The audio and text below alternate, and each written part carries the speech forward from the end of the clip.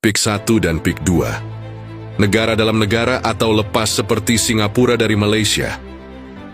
Guys, tahu nggak? Ada pola aneh di PIK 1 dan PIK 2 yang mirip banget sama Singapura sebelum lepas dari Malaysia. Bisa jadi ini bakal jadi negara. Dalam negara, dulu Malaysia nggak nyangka Singapura bakal lepas. Mereka pikir cuma pusat ekonomi biasa. Tapi lihat sekarang, negara kecil itu malah lebih maju dari Malaysia sendiri. Fakta yang mengejutkan, Singapura dulu bagian dari Malaysia sebelum akhirnya lepas tahun 1960. 5. Penyebab utamanya adalah ketimpangan ekonomi, konflik politik, dan dominasi modal asing. Sekarang lihat PIK, kota elit di atas tanah reklamasi, dikuasai oleh segelintir orang kaya. Kenapa PIK 1 dan PIK 2 bisa jadi negara dalam negara? 1.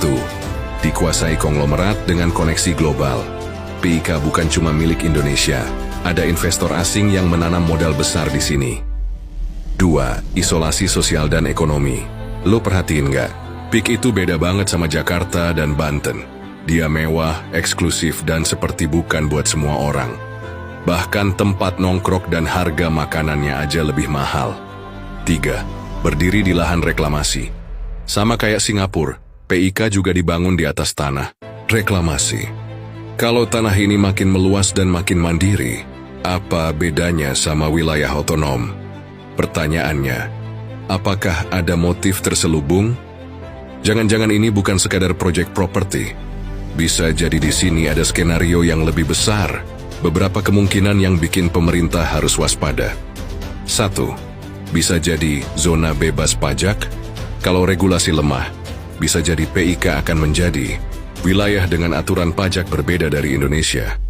Investor asing bisa bikin PIK jadi lahan bisnis dan kantong ekonomi yang sulit diatur pemerintah. 2. Penguasaan properti oleh orang asing. Udah banyak yang ngomong harga properti di PIK nggak masuk akal buat rakyat biasa. Berarti dengan luas lahan di PIK 1 dan 2, hanya segelintir masyarakat Indonesia yang bisa beli. Sisanya siapa? Yang beli? Orang asing? Jangan sampai kita jadi tamu di negeri sendiri. 3. Pemerintah kehilangan kontrol secara bertahap.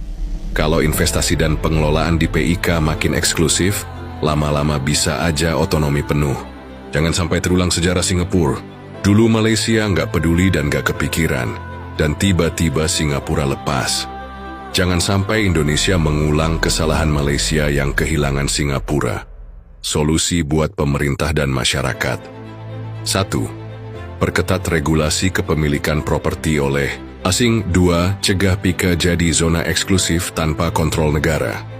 3. Pastikan pembangunan merata, biar nggak terpecah jadi elit versus rakyat biasa. Kalau kita diam aja, bisa jadi nanti kita cuma jadi penonton di tanah kita sendiri. Share video ini biar makin banyak yang sadar. Tag pemerintah, tag akun-akun yang bisa selesaikan ini. Kita nggak boleh cuek sama apa yang terjadi di depan mata kita sendiri. Tulis pendapat kalian di komentar. Apakah menurut kalian PIK bisa lepas dari Indonesia seperti Singapura dari Malaysia? Follow akun ini buat bahas lebih banyak fakta.